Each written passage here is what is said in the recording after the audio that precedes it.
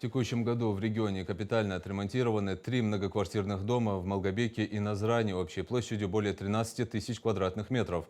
Это позволило улучшить условия проживания 900 жителей этих домов.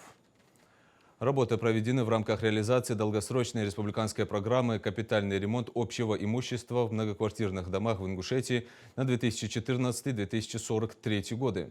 В следующем году планируется обновить 15 домов, 5 в Назране и 10 в Малгобеке.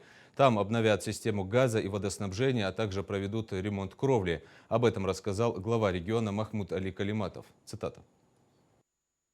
Проведение капитального ремонта многоквартирных домов – это обеспечение комфорта и безопасности проживания жителей региона. Выполнение работ позволяет сохранять жилищный фонд и продлевать срок его эксплуатации. И это одна из главных целей программы. В эту работу свой вклад должны вносить и жильцы многоквартирных домов, своевременно оплачивая взносы в фонд капитального ремонта. Эти платежи направляются на ремонт крыш, фасадов, подвалов домов, на обновление коммунальных сетей в доме.